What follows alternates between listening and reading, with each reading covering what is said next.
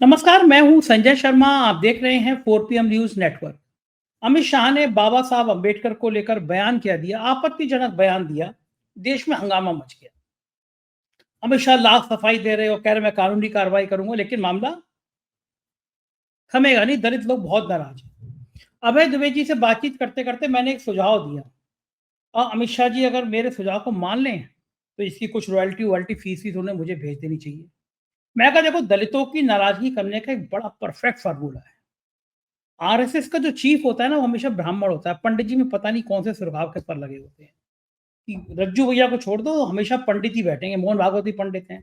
आने वाला जो भी होगा संघ प्रमुख, वो भी पंडित होगा। तो मैंने अभय दुबे जी से कहा कि बीजेपी को चाहिए इस बार संघ को मैनेज करे कि मोहन भागवत के बाद जो भी संघ प्रमुख होगा वो दलित होगा। ये बना दो, दलितों में एक अच्छा संदेश चला जाएगा। वो नहीं बन रहा तो एक काम करो, भारतीय जनता पार्टी का राष्ट्रीय अध्यक्ष बनने वाला है, उसको भी दलित बना दो। हालाँकि एक बार उन्होंने बंगारू लक्ष्मण को पहले एक बार बनाया था दलित को बीजेपी ने, लेकिन वो बेचारे 1 लाख रुपए की रिश्वत लेते हुए पकड़े गए।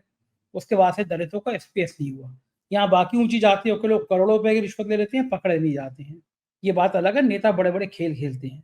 दोनों सुझाव के अलावा मैंने कुछ दिन पहले भी सुझाव दिया था, वो भी इन लोगों ने नहीं माना। मैंने कहा था, राम मंदिर एक बड़ा प्रतीक चिन्ह है, बड़ा भव्य आयोजन हो रहा है। इसका मुख्य पुजारी दलित बना दो। कहीं तो दलितों को केवल प्रतीक चिन्हों में महत्व देते रहोगे। हम बड़ा दलितों का सम्मान करते हैं, उनके साथ खाना खाते हैं, बाबा साहब की फोटो लगा लोगे, प्रैक्टिकल कहीं महत्व नहीं दोगे। मैंने पूछा कि अमित शाह की जो पॉलिटिकल गलती है, इसका बीजेपी को कितना बड़ा नुकसान उठाना पड़ेगा। बहुत शानदार बातचीत है अभय दुबे जी से। चलते हैं उनके पास। आपसे रिक्वेस्ट है कि मेरे इस चैनल को और मेरे म्यूजिक चैनल को, मैं बड़ी मेहनत करता हूँ 4 PM म्यूजिक, जिसका लोगो आप देख रहे हैं, वो चैनल मेरे मन का चैनल है, उसको भी सब्सक्राइब और ज्वाइन कीजिएगा। चलते हैं अभय दुबे जी के पास। 4 PM न्यूज नेटवर्क में स्वागत है अभय दुबे जी आपका। देश के गृह मंत्री के एक बयान पर बवाल मच गया है। हाउस में उन्होंने कहा कि कुछ लोग बार बार अंबेडकर अंबेडकर अंबेडकर ऐसे नाम लेते रहते हैं। इतना नाम भगवान का ले लेते तो मोक्ष मिल जाता, जीवन सुधर जाता। बड़ा सवाल यह है कि अंबेडकर जी ने तो खुद ही हिंदू धर्म छोड़ दिया था, और अंबेडकर जी को मानने वाले हजारों लाखों लोग जो हैं वो भगवान को नहीं मानते, वो बौद्ध धर्म को मानते हैं। ये जो अमित शाह का ये बयान था कि ये अंबेडकर अंबेडकर अंबेडकर, क्यों नाम ले रहे हो इतना अंबेडकर का, ये जो कहने का भाव था, कहने की शैली थी, पूरे दलित समाज में एक संदेश गया कि भारतीय जनता पार्टी वास्तव में कुछ खास महत्व रखती नहीं है दलितों के प्रति, कोई बहुत करुणा भाव नहीं रखती है। और ये संदेश भी क्या कि भाजपा चाहती नहीं है कि लोग अंबेडकर का बार बार अंबेडकर का नाम लें।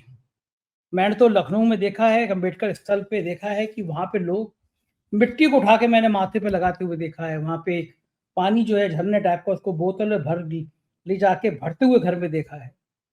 उनके लिए भगवान जैसे ही हैं अम्बेडकर। उन्होंने दलितों को पढ़ने का अधिकार दिया, कहा कि अगर एक गाँव में, एक शहर में स्कूल हो और मंदिर हो तो पहले स्कूल जाओ।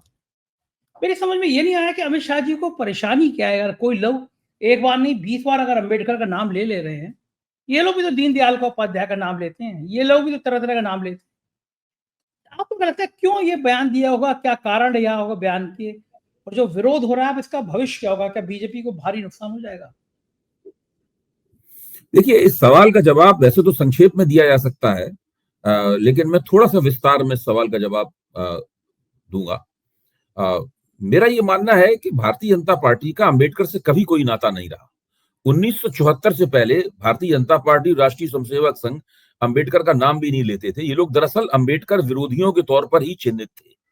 महाराष्ट्र में जब राष्ट्रीय स्वयंसेवक संघ का गठन हुआ, नागपुर में गठन हुआ, उस वक्त महाराष्ट्र में ब्राह्मणवाद विरोधी आंदोलन की धूम थी। ब्राह्मणवाद विरोधी आंदोलन बहुत ही प्रखर था, और राष्ट्रीय स्वयंसेवक संघ में किसी भी ब्राह्मण की आलोचना करना तकरीबन असंभव था। तकरीबन क्या, मैं गलत कह रहा हूं, बिल्कुल असंभव था। ब्राह्मणवाद विरोध, ब्राह्मणों की आलोचना, वर्ण व्यवस्था की आलोचना, ये सब राष्ट्रीय स्वयंसेवक संघ के लिए उसकी विचारधारा के विपरीत विपरीत बातें थी। इसलिए शुरू से ही यह संगठन और इस संगठन की जो राजनीतिक भुजा थी, तो पहले भारतीय जनसंघ थी और बाद में भारतीय जनता पार्टी, इसका अंबेडकरवाद, महात्मा फुले की विचारधारा, रामास्वामी नायकर पेरियार की विचारधारा, इन सबसे कभी कोई रिश्ता नहीं रहा। ये रिश्ता 1974 में बना पहली बार।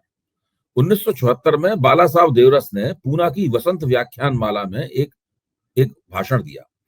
उस भाषण में उन्होंने कहा कि हमें इन तमाम लोगों का नाम, तमाम महापुरुषों का नाम अपने प्रातः स्मरण में जोड़ लेना चाहिए और इन लोगों को हिंदू चिंतक के तौर पर देखना चाहिए और इन्होंने हमें जो बुरी भली बातें कही हैं उनको हमें नजरअंदाज कर देना चाहिए। इसके बाद से मंचों पर अंबेडकर की तस्वीर लगाई जाने लगी, महात्मा फुले की तस्वीर लगाई जाने लगी, लेकिन उनके विचारों से इनका कभी कोई संबंध नहीं रहा।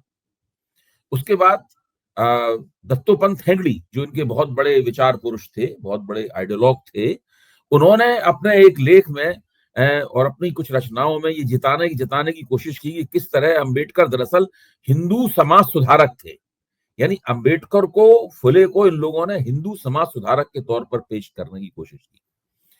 अच्छा, अब ये तो रही वैचारिक बात। सवाल ये है कि दलित वोटों में इनकी घुसपैठ कैसे हुई। इसमें कोई शक नहीं कि कुछ दलित वोट इनको मिलते रहे सारे देश में और धीरे धीरे करके उसकी संख्या बढ़ती गई है। नरेंद्र मोदी जब से देश की राजनीति में हावी हुए तब से उनकी संख्या बढ़ी है।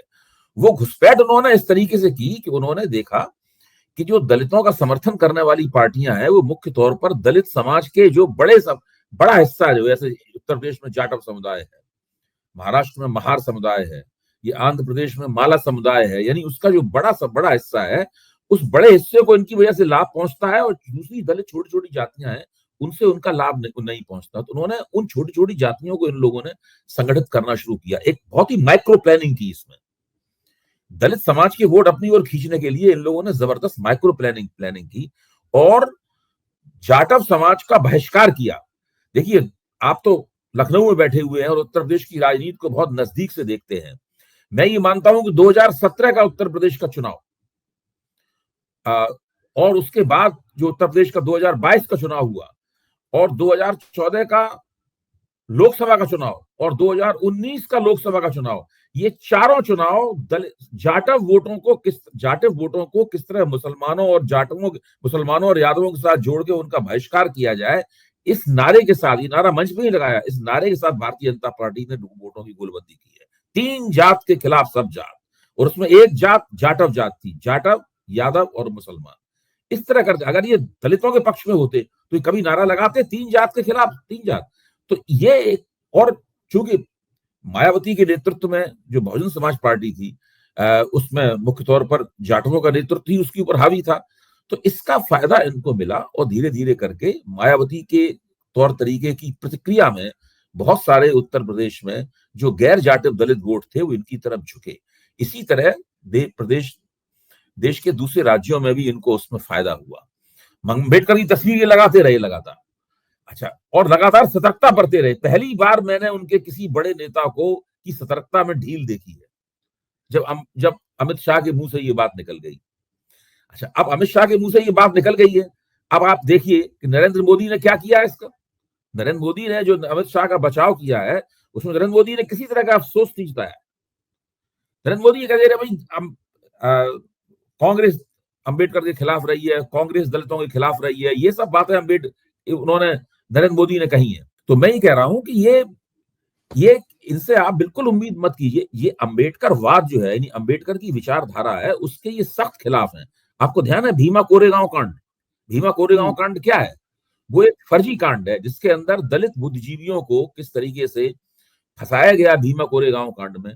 आपको गुजरात में जो दलितों के तलवों पर लाठियां मारी गई थी या उनको बांध के कोड़े से पीटा गया था, और रोहित वेमुला कांड याद है आपको? रोहित वेमुला कांड, ये सारे के सारे कांड जो है नरेंद्र मोदी के शासनकाल में हुए। और लेकिन है क्या कि जब आप एक बड़े समाज में जो जातियों के आपसी अंतर्द्वंद होते हैं, उन अंतर्द्वंदों का लाभ उठाकर भारतीय जनता पार्टी ने दलित वोटों में घुसपैठ की है। और उसको सबसे बड़ा धक्का इस बात से लगा कि पिछली बार जब राहुल गांधी हाथ में संविधान का लाल गुटका लेके निकले और उन्होंने कहा कि ये आरक्षण हटाना चाहते हैं और संविधान में इसके लिए परिवर्तन करना चाहते हैं, तो इससे जो कुछ भी दलित वोट थोड़े बहुत मिलते थे इनको, वो भी नहीं मिले, और खासतौर से ओबीसी एकता भी इनके खिलाफ हो गई, ओबीसी वोट भी उनको उतने नहीं मिले। इस बात से उनको बहुत जबरदस्त झटका मिला। तो ये जो अमित शाह के मुंह से ये बात निकल गई है और इससे इनकी जो पूरी रणनीति है, जो लंबे अभी 24 के लोकसभा चुनाव के नतीजों के बाद से इन्होंने बना रखी थी कि किस तरीके से दोबारा हम दलित वोटों को अपनी ओर खींचें, उस रणनीति को काफी बड़ा झटका लगा। अच्छा, आपको क्या लगता है ये राजनीति में होता है कि बात बड़ी जल्दी लोग भूल जाते हैं, चीजें चली जाती हैं? ये जो अमित शाह ने कहा है कि क्या अंबेडकर अंबेडकर अंबेडकर लगाए रहते हैं आप लोग, ये लाइन क्या अब ये आने वाले समय में ये लोग याद रखेंगे, चर्चा में आएगी, या फिर ये अभी का मुद्दा है, अभी गर्म है? ये काम विपक्ष का है और केवल अंबेडकरवादी कार्यकर्ताओं के बस की बात नहीं है। अंबेडकरवादी कार्यकर्ताओं की संख्या बहुत कम है। देखिए, दलित समाज तो बहुत बड़ा है देश का। ये मान लेना कि हर दलित अंबेडकरवादी कार्यकर्ता है, ये गलतफहमी है। दलित समाज बहुत बड़ा है, लेकिन अब देखिए दलित समाजों में एक जो वाल्मीकि समाज है, वाल्मीकि समाज तो अंबेडकर को अपना नेता वैसे भी नहीं मानता है। वाल्मीकि समाज थोड़ा अलग तरीके से चलता है। ये दलित राजनीति की हकीकतें हैं जिनको निगाह में रख के हमें इस पूरे कांड की समीक्षा करनी चाहिए। देखिए, भारतीय जनता पार्टी का दलित प्रेम विशुद्ध पाखंड है। पहली बात तो ये, इन्होंने दलितों के पक्ष में कभी भी कुछ नहीं किया। इनको सबसे बड़ा डर यह है कि कहीं दलित और ओबीसी जातियां फिर से भारतीय जनता पार्टी को ब्राह्मण बनिया पार्टी के रूप में चिन्हित न करने लगे। अगर ऐसा हुआ तो फिर से पुनर्मूषको भव की स्थिति हो जाएगी। इन्हें केवल ऊंची जातियों के ही वोट मिलेंगे और उस प्रक्रिया में जो कांग्रेस का बढ़ाव होगा उसकी वजह से धीरे धीरे ब्राह्मण वोट भी इनके पक्ष से खिसकने शुरू हो जाएंगे। ये एक सबसे बड़ा डर है इनको। तो करें कि आपको मामला निकल गया इनके हाथ से, इन्होंने कह दिया कि अंबेडकर अंबेडकर अंबेडकर क्या होता है, तो अब बीजेपी इसका प्रायश्चित कैसे करे? अब ये अपने समर्थक, मेरा मानना है कि अपने समर्थक मीडिया के दम पर पहली बात तो इसमें कोई स्पिन देने की कोशिश करेंगे। वो स्पिन कौन सा है ये देखना पड़ेगा। ये स्पिन देने में माहिर है। ये पहले स्पिन देने की कोशिश करेंगे और स्पिन देने की प्रक्रिया में इनकी पूरी कोशिश होगी कि ये सारा ठीकरा जो है ना, कांग्रेस ने अगर कोई दलित विरोधी कदम उठाया होगा, कभी कुछ उठाया होगा, तो उसको सामने लाएंगे और उसके ऊपर जोर देंगे। जबकि इनका सबसे बड़ा देखिए, दलितों को इस मामले में केवल दलित पे फोकस नहीं रखना चाहिए, इनको दलित और ओबीसी दोनों पे फोकस रखना चाहिए। यहां पर अखिलेश जैसे नेताओं की सबसे बड़ी भूमिका निकल कर आती है। मेरा तो मानना यह है कि मैं इस बात को खासतौर से रेखांकित करूंगा 4 PM के मंच पर कि मायावती इसमें क्या करती हैं ये इतना ज्यादा महत्वपूर्ण नहीं है, क्योंकि मायावती की राजनीति की गोटी पिट चुकी है पूरी तरीके से। इसमें अखिलेश क्या करते हैं वो महत्वपूर्ण है। अखिलेश अगर दलित और ओबीसी एकता को सामने रख पाते हैं और ये कह पाते हैं, उनका पीडीए कहना है ना, अखिलेश का पीडीए में दलित आता है, पिछड़ा दलित और अल्पसंख्यक आता है उसके अंदर। तो अगर वो इस चीज को फोकस में लाते हैं, और देखिए चुनाव, अभी दिल्ली का चुनाव तो बहुत नजदीक है, लेकिन बिहार का चुनाव तकरीबन साल भर 11-12 महीने दूर है। तो ऐसी स्थिति में लगातार इस चीज पे जोर देना होगा, और इन लोगों को सबसे है क्या कि नरेंद्र मोदी अभी जो संसद में भाषण दे रहे थे संविधान पे बहस का, तो उन्होंने बड़े गर्व से डींग मारते हुए कहा था कि हमने जो 130वां संशोधन किया है, जिसमें हमने 10% आरक्षण ऊंची जात के लोगों को दिया, उन लोगों को दिया, गरीबों को आरक्षण दिया, यानी आर्थिक आधार पर हमने आरक्षण दिया। आर्थिक आधार पर आरक्षण का व्यवहारिक नाम यही है कि ऊंची जातियों को दिया गया आरक्षण है। ये पूरी तरीके से दलित विरोधी कदम है ये संशोधन करना। ये पूरी तरीके से ओबीसी विरोधी कदम, ये पूरी तरीके से आदिवासी विरोधी कदम है। लेकिन विपक्ष इस चीज को नहीं उठाता है। एक तो यह है कि इसमें दो तरह से अपनी रणनीति बनानी होती है। एक तो यह है कि आप सार्वजनिक मंचों से ही कहें, सार्वजनिक मंचों से कहने से आपको नुकसान होगा, लेकिन जब आप दलितों के बीच में जाएं तब ये आप प्रचार करें, जब आप ओबीसी के बीच में जाएं तब आप ये प्रचार करें, जब आप आदिवासियों के बीच में जाएं तब ये प्रचार करें। उस तरीके से करना चाहिए, भारतीय जनता पार्टी करती है। अच्छा, अमित शाह ने तो उल्टा जो प्रेस कॉन्फ्रेंस की कल, उल्टा कांग्रेस पे आरोप लगाने शुरू कर दिए, कांग्रेस संविधान विरोधी है, कांग्रेस ने ये संविधान को उल्लंघन किया, कांग्रेस ने वो किया। अमित शाह की पूरी प्रेस कॉन्फ्रेंस अपनी सफाई में कम और कांग्रेस के ऊपर हमला ज्यादा थी कि कांग्रेस ने बाबा साहब को भारत रत्न नहीं मिलने दिया, कभी उनके नाम को आगे नहीं बढ़ाया। क्या ये पर्याप्त किया है? देखिए, ये है क्या, भारतीय जनता पार्टी को एक चीज का पक्का यकीन है कि वो झूठ बोलेगी और पकड़ी नहीं जाएगी।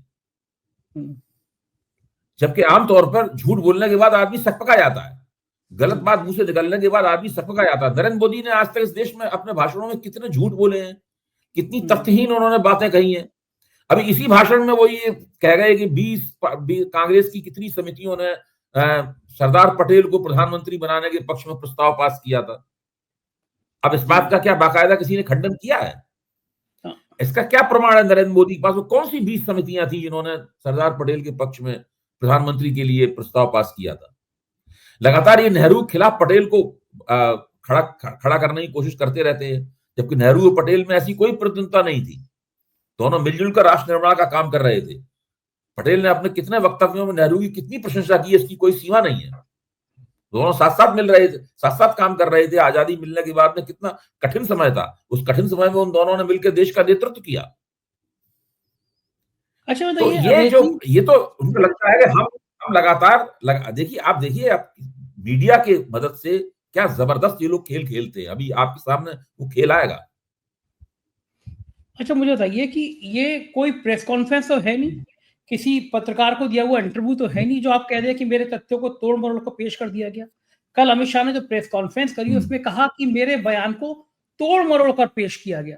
यहाँ तो धमकी दे दी वो कानूनी कार्रवाई पर विचार करेंगे। आप सोचो, संसद में कोई नेता बयान दे रहा है, सब सुन रहे हैं, लाइव हो रहा है, लाइव मैंने खुद सुना है।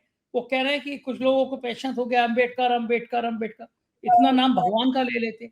ये तो पूरे देश ने सुना वो है। करें ना कानूनी कार्रवाई। विपक्ष को चाहिए कि उनको स्वागत करें। विपक्ष को चाहिए कि सामने आकर कहे कि मैं आपका स्वागत करता हूं, आप कानूनी कार्रवाई कीजिए। इस पर संसद में, इस पर अदालत में भी बहस होनी चाहिए। अच्छा, कांग्रेस भी बहुत आक्रामक है। खड़गे जी ने कल प्रेस कॉन्फ्रेंस करके कहा कि तत्काल सस्पेंड कर देना चाहिए, मंत्रिमंडल से बर्खास्त करना चाहिए प्राइम मिनिस्टर को। यानी कि अब बात और आगे निकल गई, बर्खास्तगी की मांग कर रहे हैं। देखिए, खड़गे ने ठीक कहा, और जितना इनके ऊपर आक्रमण किया जाए उतना कम है। लेकिन आप ये मत समझिए कि वो विपक्ष के इस आक्रामक रवैये के सामने दब जाएंगे। वो कभी नहीं दबेंगे उसके रवैये।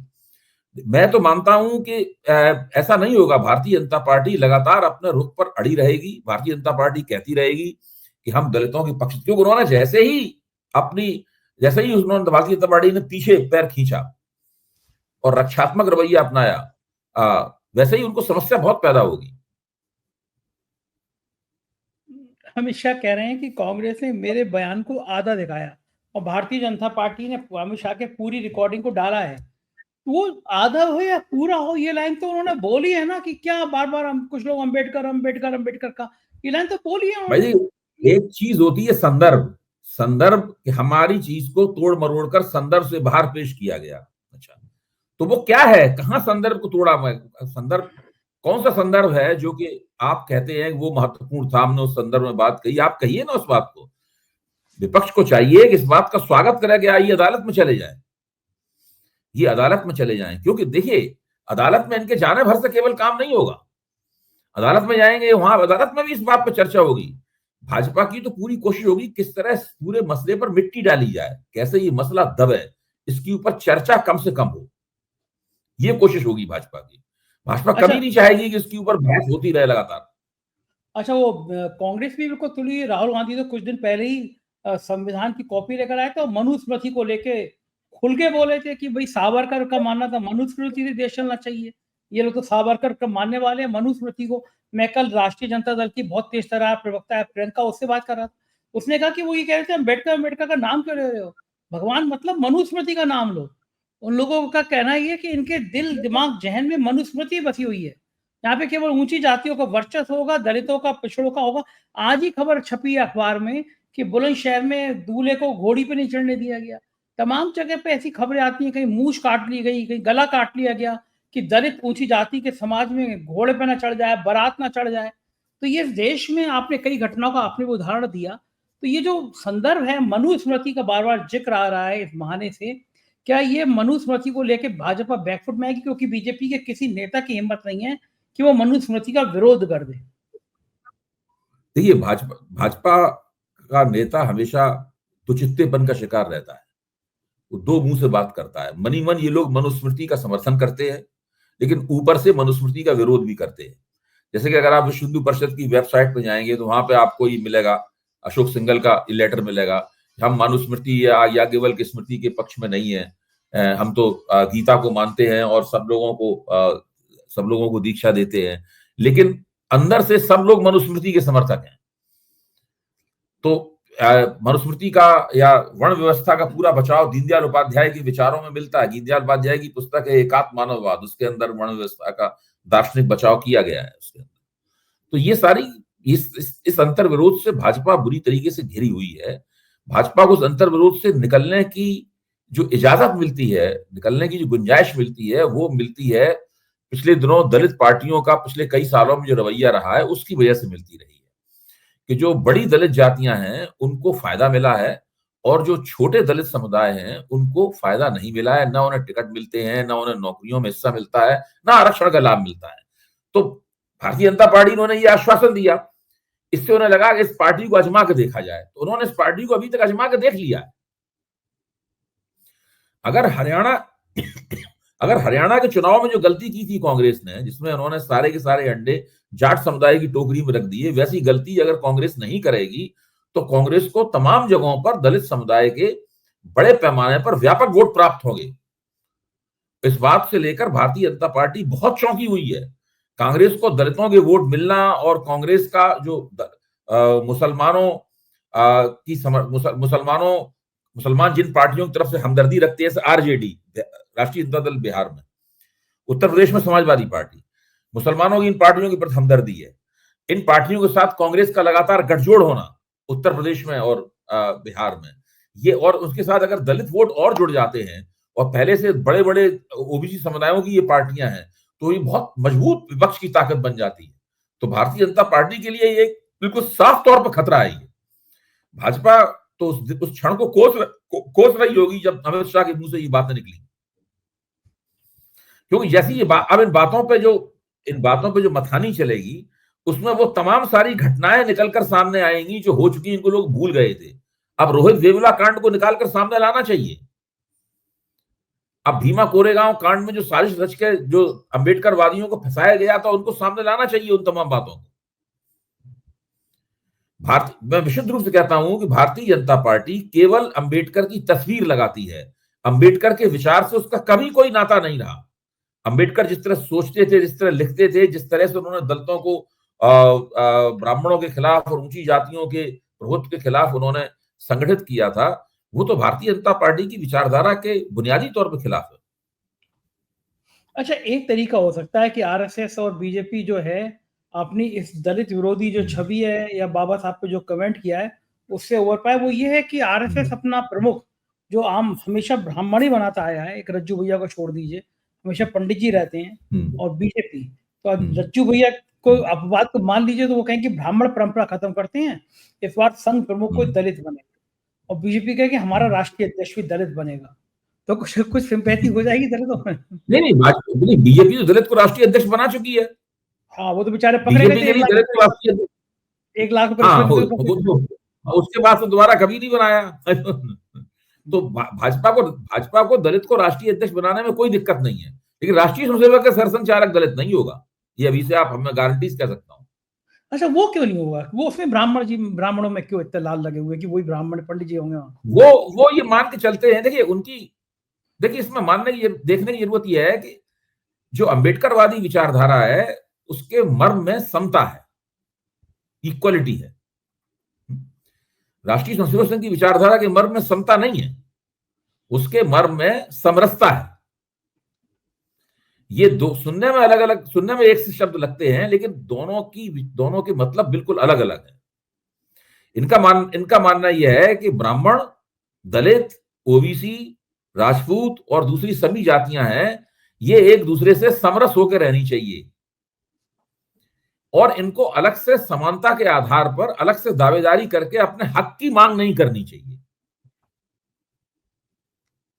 ये इनका मानना है। नहीं, ये मैं समझा नहीं, मतलब संघ में रहना चाहिए, लेकिन इनका बिग बॉस होगा वो पंडित ही होगा। देखिए, जो उनका मानना यह है कि समाज जिस तरीके से बना है, वर्ण व्यवस्था के मुताबिक जिस तरीके से समाज का गठन हुआ है, वो गठन अपने आप में उचित है, वो ठीक ठाक है। उसमें कुछ विकृतियां पैदा हो गई है, जैसे छुआछूत की विकृति पैदा हो गई है, उन विकृतियों को दूर कर लिया जाएगा, लेकिन उसके लिए राजनीतिक प्रतिरोध करना और मांग करना, आंदोलन करना, ये सब उचित नहीं है। मैंने तो एक सुझाव और दिया था, पहले कोई मेरा सुझाव मानता नहीं है। अम्बेडकर का नारा क्या था? अम्बेडकर का नारा ये था, संगठित हो, शिक्षित हो और संघर्ष करो। संघर्ष ये करो, 3 जी। नारे थे अम्बेडकर के। संगठित हो, हाँ, शिक्षित हो और संघर्ष करो। तो भारतीय जनता पार्टी इन नारों के पक्ष में नहीं है। भारतीय जनता पार्टी का कहना यह है कि आप भाजपा में आइए, आपको कुछ राजनीतिक महत्व प्राप्त होगा, जो राजनीतिक सत्ता के बंटवारे में हम आपको भी हिस्सा देंगे उसमें। इसके जी। अलावा भारतीय जनता पार्टी के पास दलितों के लिए कुछ नहीं है। मैंने तो देखिए, वैसे 10 एक साल हो गए नरेंद्र मोदी को, 10 साल हो गए नरेंद्र मोदी को सत्ता में, केंद्र में। 6 साल अटल बिहारी वाजपेयी सत्ता में रहे। 16 वर्ष से लोग 16 वर्ष तक इस देश की सत्ता पर काम, 16 वर्ष कम नहीं होते। आज तक कहीं भी दलित कोटा पूरा भरा गया? ना, ये सवाल उठाना चाहिए ना विपक्ष को। हाँ, भाई दलित कोटा कहां भरा गया? नहीं भरा गया। मैंने तो एक सुझाव और दिया था, वैसे मैंने कहा था उस समय में कि एक अच्छा संदेश आएगा, राम मंदिर बन रहा है, इसका मुख्य पुजारी किसी दलित को बना दीजिए। कितना बढ़िया संदेश आएगा कि देश का सबसे नहीं, बड़ा वो मंदिर। कभी मुख्य पुजारी दलित को नहीं बनाएंगे, लेकिन राम मंदिर की आधारशिला रखी गई थी, तो वो एक कामेश्वर चौपाल नामक दलित के हाथ से रखवाई गई थी, बस, और जब पूजन बाद हुआ में राम बीजेपी मंदिर का का, विधायक भी बना, जो बाद में बीजेपी का बिहार से विधायक भी बना। तो वो और दलित को प्रतीकात्मक महत्व देने से उन्हें कोई आपत्ति नहीं है। जिस तरह अम्बेडकर की तस्वीर प्रतीकात्मक रूप से लगी हुई है मंच पे, उसी तरीके से कामेश्वर चौपाल के हाथ से ईंट रखवाई गई थी। और जब पूजा हुई तो वहां पे तो कोई दलित नहीं था। वहां पे तो लगातार नरेंद्र मोदी मौजूद थे और प्राण प्रतिष्ठा कर रहे थे, और विष्णु भगवान के अवतार थे उस वक्त। हाँ, वो तो चंपत राय जी ने कह दिया था उनसे, लेकिन चंपत देखना राय होगा ने नहीं, कि ये बहुतों ने कहा था, बहुतों ने कहा था। हाँ, जेपी नड्डा जी ने भी कहा था, वो तो देवताओं के देवता हैं, बहुत सारे लोग हैं। अब देखना है कि ये मुद्दे पर राजनीति कितनी गर्म होगी, हम लोग और चर्चा करते रहेंगे। देखिए, इसमें संजय जी एक बात और आप खत्म करने से पहले मैं कह रहा हूं कि ये गेंद भारतीय जनता पार्टी और अमित शाह के पाले में तो है ही, ये विपक्ष के पाले में भी गेंद है। कितना विपक्ष को उठा पाएंगे। चाहिए कि इस मुद्दे को बहुत होशियारी से, समझदारी से और दूरगामी दृष्टि से उठाए। थोड़े दिनों के कोलाहल के बाद ये बंद हो जाए, इससे कोई फायदा नहीं होगा।